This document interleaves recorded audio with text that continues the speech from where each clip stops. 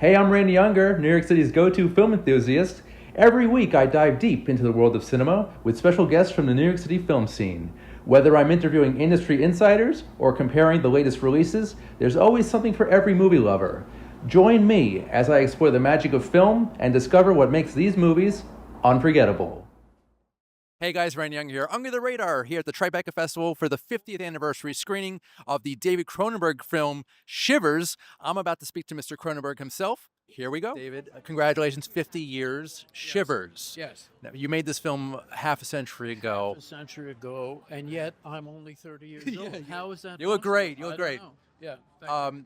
Looking back, would you change anything now if you can go back and change anything in Shivers? I actually don't look back. All right. I mean, I know that George Lucas likes to go back to his old films and update them with the latest technology because there's so much special effects and stuff. I don't do that. I think my films need to be of their time, of the time that I made them. So I have no impulse to change them at all. Okay. Even though there are obviously, you'll see flaws or whatever. Yeah. But I don't think about that. I don't really. That doesn't motivate me. That's a great answer. You don't look back. You look always to the future. As I say, they're artifacts of their time and where I was at that time. So. Right. And Shivers was my first commercial movie, and you can kind of see me learning how to make a movie when you watch it. It's 2 weeks, very low budget, and yet it's still around. Right. Yeah. And it's a very graphic. There's nudity. There's violence. It's very a physical movie. Yes. And that's obviously your thing with the body horror genre. Sure. Mixing the physical and the mental. Yeah. How did you kind of architect that genre? I don't really think I've architected anything. I really was just making a movie that had to do with the way I was thinking about various things at the time. Okay. And when you think of it, I mean, body horror is not a phrase that I ever invented. That was some journalist in the 80s who came up with that. Right. But when you think of it, I mean, what is the subject of all movies? What is the thing you photograph most? It's the human body. Right. So anybody who's a director has got to be obsessed with the human body. That's your subject. The human condition as a body, basically. Are you surprised that Shivers was selected for tonight's film? Because you've done so many great films in this genre. Well, this is the only one that's 50 years old. That's true. That's true. In 2 years there'll be another one that's 50 years old. Well, it's funny because this year marks the 20th anniversary of the first film, the film that got me into your filmography, A History of Violence. Right.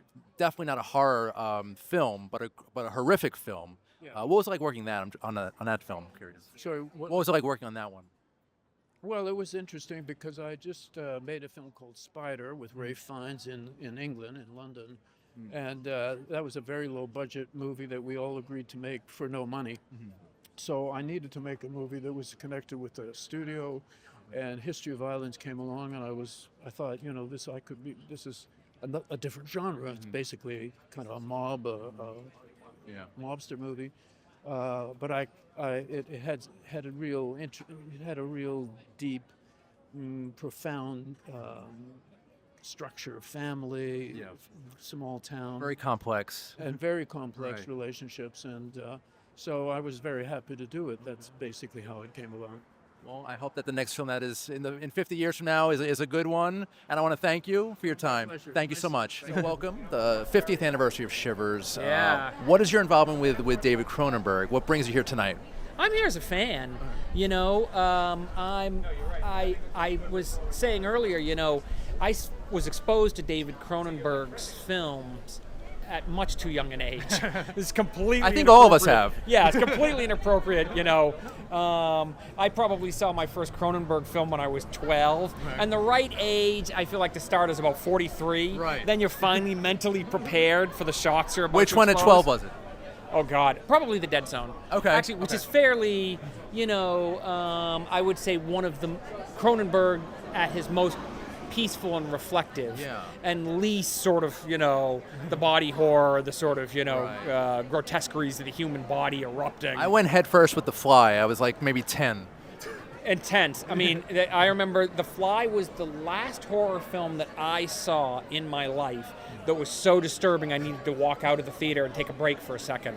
But I was 14 at the time. I mean, I thought, and it's just, at some point, Goldblum's got his penis in a jar, and I was like, ooh, I'm going to need a second now to catch a breath. It's a little much. Yeah, but for me, I mean, films like The Fly and Videodrome and Scanners and Rabid, these are pictures that loom very large in my imagination, and I absorb some stuff from them about how messy it is to be in the world with a human body, and about how risky it is, the dangers of pathogens, of, your liquids doing something. We're all these walking sacks of liquids. And the relationship of physical and mental really is really, I'm fascinated that Videodrome came out in the 80s and presented us with this horrifying, grotesque world in which people feel an intense desire to be one with their screens, and of course, now that's the world we live in. Right. You think we're all the new flesh now. You think he has a sequel in him for the new modern age? I mean, he could, except it would be like documentary. Right. Yeah. Not a lot of fiction there. I agree. Absolutely. But I think that like a lot of true visionaries, Cronenberg has always been a little bit ahead of us. Always he's sort of, not just explored our fears, but anticipated them. Okay. And that's one of the reasons why the pictures have had such lasting power. Now, and are so capable of disturbing and pissing people off and upsetting them. And I find that fascinating. An artist who occasionally really pisses people off might be doing something right. I agree with that. Yeah. But Shivers, 50 years. This is basically one of his very first body horror films. Yes. This kind of broke the mold. This kind of was the genesis of his entire career, basically, in this genre, anyway. Absolutely. It got him thrown out of his apartment, and he was excoriated in the press, and it kicked off the beginning of something, a 50-year exploration of what it means to be human and all the ways that can go wrong. Right. And madness, the way the human mind can become corrupted. Right. And it's just been fascinating to sort of go on that ride with him, to explore those, to see those pictures, and to see, have a chance to see what Cronenberg is scared of and what fascinates him, and we've been very lucky to have those pictures. And now these movies are so disturbing, so freaky. Yeah. Do you think modern audiences, younger audience, the next generation is ready to revisit these films? Are they ready for it? I don't know. In some ways, modern horror films are more disturbing and more realistic. In other ways, I don't think there's anything like what Cronenberg, or could be anything like the kind of body of work that Cronenberg has put together, because it's so personal, and the nightmares he gets on screen are so uniquely disturbing and upsetting and visceral,